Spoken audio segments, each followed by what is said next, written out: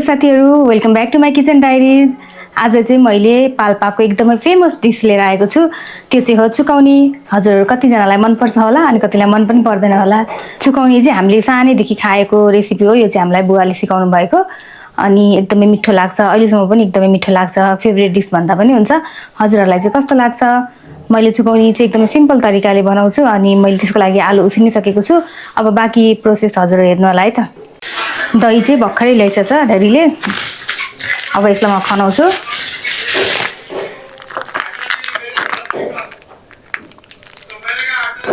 दही चाहिँ अलिअलि अमिलो भयो भने पनि मिठो हुन्छ चुकौनी।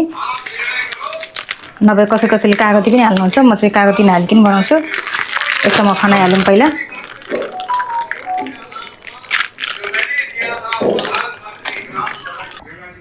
यति लिएको छु मैले दही चाहिँ। यसलाई चाहिँ म साइडमा राख्छु। धनिया पनि अलि मजाले हाल्नुपर्छ। मिठो आउँछ, टेस्ट मिठो हुन्छ एकदमै। खुर्सानी पनि चाहिन्छ, हरियो खुर्सानी। चुकौनी भन्ने बित्तिकै मुखमा पानी आउँछ मेरो त। ल मैले यति धनिया हाल्छु।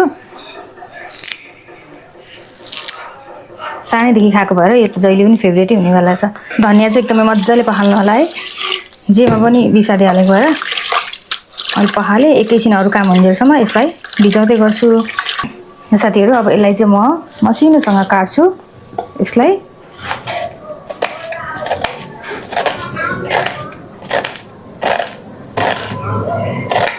कस्तो मिठो बास्ना आइरहेछ खुर्सानीको। अब धनिया काट्छु नि।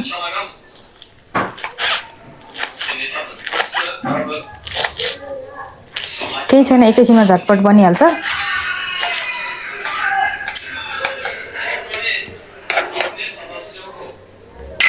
काट्ने कुरा तयार भयो। के हाल्ने भनेर प्याज, धनिया, हरियो खुर्सानी भइहाल्यो। अनि अब झान्नलाई तयार गर्नु पर्यो। साथीहरु, साँच्चै आलु त तासेकै छैन। ल आलु तासौँ है त पहिला। यसलाई साइडमा राखौँ। मैले त बिर्सेर आलु तास्नु। आलु मैले राखेको छ। आलु चाहिँ अघि नै मैले उसिनेर के टाइम लाग्छ भनेर। अब यसलाई म तास्छु। आलु पनि अब हजुरले कति बनाउँदा, मैले चाहिँ अहिले आधा लिटर दहीको बनाउँदैछु। सानो आलु 2 देखि 3 हाल्छु।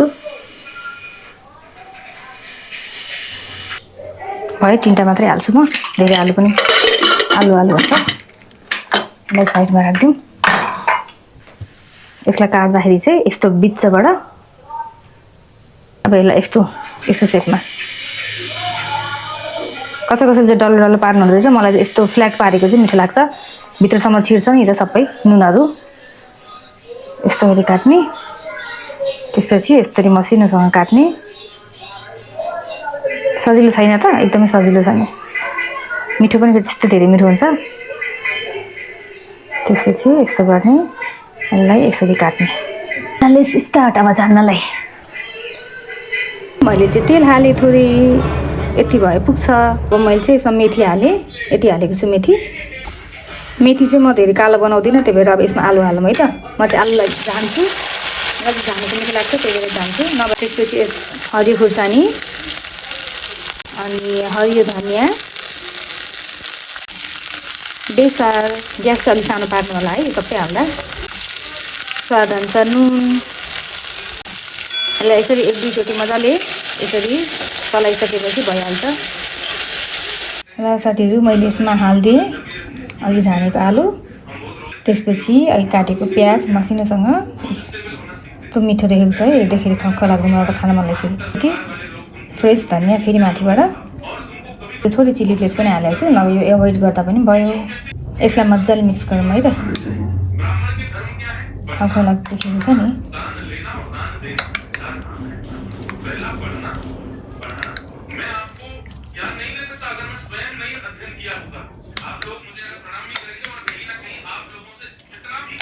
अब दही अमिलो छैन भने चाहिँ अलिकति कागती हाल्दा पनि हुन्छ हजुरहरूले।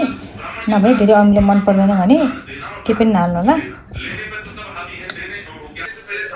एकदमै मिठो बास्ना आइरहेछ खुर्सानीको, धनियाको। दही मेथीले झानेको एकदमै मिठो पनि देखेको छ। मैले टेस्ट चाहिँ गरेको छैन। पहिला यसलाई म मिक्स गर्दैछु। अलिकति थोरै टेस्ट पनि गरौँ है, नुन पुग्यो कि पुगेन।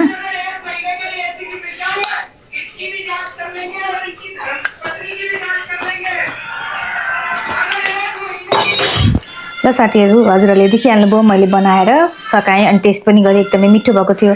हजुरहरूलाई चाहिँ भिडियो कस्तो लाग्यो, मन पर्यो भने लाइक, सेयर अनि च्यानललाई सब्सक्राइब गर्न नभुल्नु होला है त। यस्तै यस्तै नयाँ कन्टेन्टका साथ फेरि आउनेछु। त्यतिन्जेलसम्मको लागि bye bye. Thank you for watching, keep loving.